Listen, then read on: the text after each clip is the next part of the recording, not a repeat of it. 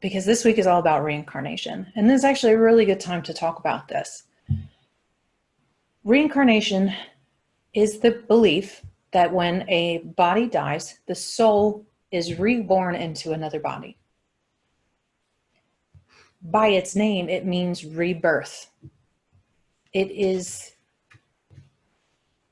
the belief that we do not die and go to heaven or to hell or to any place in between. We cycle. Our lives are cyclical. So when you end life in this one body, you can begin life in another body. Now, I'm going to break down reincarnation quite a bit more. We're going to talk about the origin of it and which religions really believe in reincarnation. But why it is so important now is if you embrace the idea of reincarnation, if you embrace the idea that this life is 1 millisecond in your existence, what does that change for you? How would your world look? How would your job look? How would that coworker that you just cannot get along with look? Would it still affect you the same way? If you knew that you had lived hundreds of lives and that you will live hundreds more, is it going to bother you that that guy parked in your parking space or cut you off in traffic? Embracing the idea of reincarnation and really understanding the intricacy of it allows you to see the world from a farther distance. You're able to see the bigger picture, not just of this life, but how your past lives play into who you are now and who you will be in the next life. Because what we do in these lives stays with us. So when you come back in your next life, what is it that you have carried with you? What baggage are you taking from the life before? What kind of debt are you incurring in this life? What kind of gains are you making in this life? Reincarnation is the idea that with each rebirth, the goal of the soul is to ascend, to reach a level where coming back to Earth to reincarnate is no longer necessary.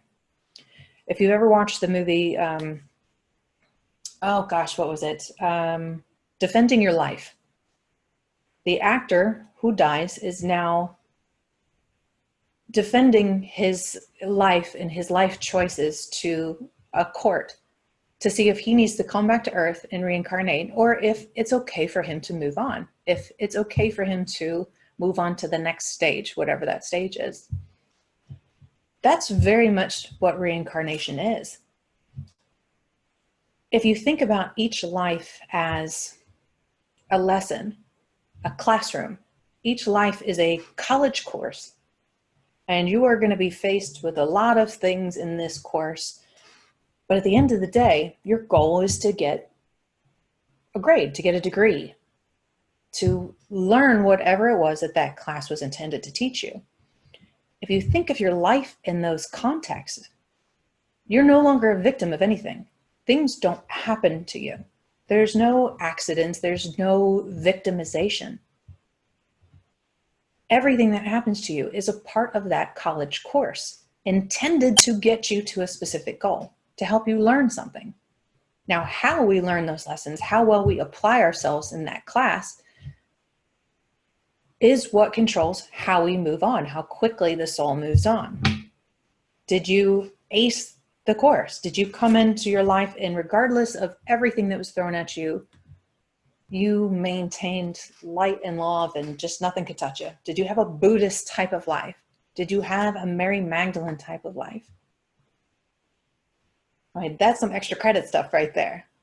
Or did you do what every soul on this planet has done however many times and make some mistakes? And maybe you didn't apply yourself in some way, shape, or form. Maybe some lessons just you weren't ready to learn. Reincarnation, going into that classroom, life and life and life, life after life, gives us the opportunity to become what we are all meant to become, which is embracing our divine essence. One of the things that I hear a lot in the spiritual community, and I think I've mentioned this in a couple of shows before, is that spiritual people don't want to come back in the next life. They believe in reincarnation. They 100% believe that reincarnation, the point of reincarnation, is to get in touch with your soul, to get in touch with universal truths, to find out who you are, and to honor yourself, and to honor the people around you, to reach that place of divinity. Light workers, which is a name for spiritual people who are here with spiritual missions, often say they don't want to come back because life has been so hard. I want to reframe that for everybody who's watching. Yeah, life was hard. We have had to go through some really tough lessons, things that we probably could not have learned any other way. We have been abused. We have been attacked. We have suffered. Why? What is it we had to learn by going through that? What was the lesson there?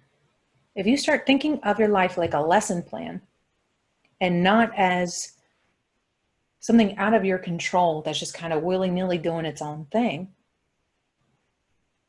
are you able to look at that abuse, at that attack, at the time of suffering, hunger, and cruelty? Are you able to look at that and say, what lesson was I supposed to learn? If you can do that, if you can honestly look at the things that have occurred in your life and look for the lessons, it's like studying in your college course. You can spend the whole semester just showing up in class. Maybe you'll get a passing grade because you were physically there for it. If you go back and study your notes, if you go back and look at that event, really study it to find out what is my takeaway information here. What is it that I need to retain from this? How much better is your overall experience going to be? So for light workers and anybody else who has at any point in their life said, this is too painful, I don't want to do this anymore. And I have 100% been in that category. I would say up to probably a year ago, I was saying the same thing. I did not want to reincarnate again. I was willing to martyr myself in this life if needed, but I didn't want to come back because it was so painful. When I reframed that in my mind and really went back into my life events to look at the lessons, it allowed me to get through, to release the stress and the pain that I had carried around with me for so long. And it helped me to realize what a gift it is to come down into these incarnations. What a gift it is to come into a physical body, to get to experience a planet that is just massively perfect in any way, shape, or form. To see the colors and the life and the light and the love and the laughter. You experience things here in life that you cannot experience anywhere else. And it's a gift. It is not something that we suffer through. So if you reframe in your mind that you are suffering, that you are a victim, that things have happened to you, and you're able to look at them like a student studying for school, will you be able to see what a gift life is? And maybe get really excited about coming back and seeing what else you have to learn. So reincarnation, understanding reincarnation, is crucial to passing the test, to getting a good grade on that test. Because it allows you to be introspective in a way that most people are not. It allows you to look at not just yourself, but look at the gifts that you brought into life with you. What are your natural gifts? What are your natural talents? What do you always feel drawn to do? What time periods do you feel drawn to? What are you genuinely not good at? What patterns have you seen repeatedly through your life? Do you constantly date the same person? Do you constantly have the same situation at work? The lessons are all there for you. It's all laid out for you. When you start paying attention to the concept of reincarnation and the idea that life is a classroom, those repeated patterns start making sense. Because now you can envision it like your teacher in the classroom who's stomping their foot saying, this is going to be on the test. You might want to pay attention to this. That's what those repeated patterns are in our lives. Instead of a struggle, it becomes an adventure. So I'm hoping over this next session, however long this takes, that I can really help you to embrace the concept and the importance of reincarnation. So how long does it take a soul to incarnate? There's some wonderful theories on this as well. How long does it take you to get to heaven? How long does it take you to come back into life? And I think the bottom line is it completely depends on what your soul is doing. Not how it's doing, what it's doing. So if you pick a life and you're like, hey, these are the 2 courses I need to take this time. I need to learn empathy and patience. Patience because I tried it in this last life and I really didn't focus on the lesson, so I'm going to have to take patience again. And I need to get an A in patience because I just won't make it. So I'm coming down. I need to learn patience and empathy. Now, to learn these 2 lessons, I need to figure out the right teachers. I need to figure out the right timeline. I need to figure out when best to learn those lessons.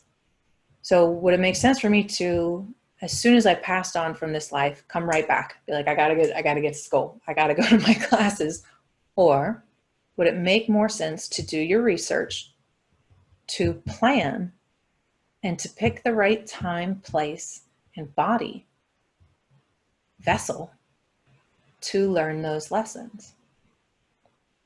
So I think it definitely depends. I think in some lives you come back right away. And I think I have absolutely, people talk about souls being reborn into their family, their grandparents coming back down into their children's, as their children,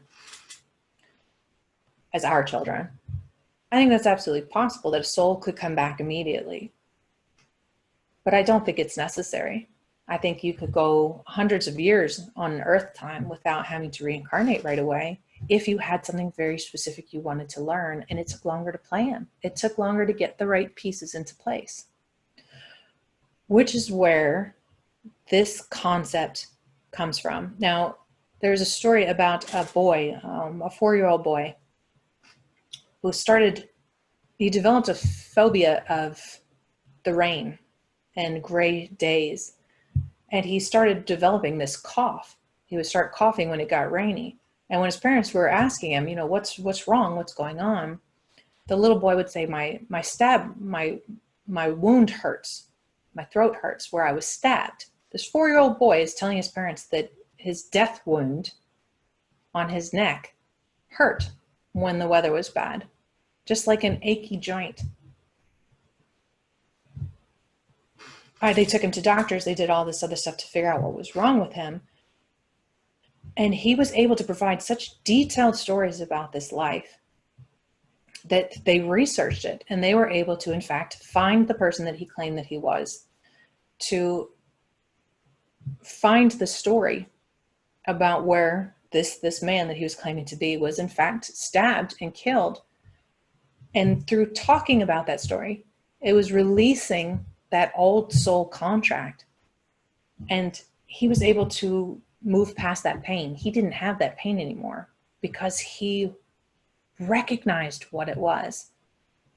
And just by talking about it, just by having somebody accept it, his parents and the doctors that worked with him, he was able to move past that pain.